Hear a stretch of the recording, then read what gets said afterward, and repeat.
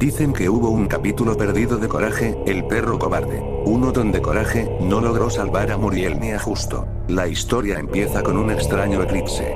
Muriel se comportaba raro, como si algo la controlara. Justo gritaba palabras en un idioma incomprensible. Coraje, desesperado, intentó usar la computadora, pero esta vez, no se encendía. El capítulo termina con la casa siendo tragada por la oscuridad, y con Coraje ladrando hacia la nada.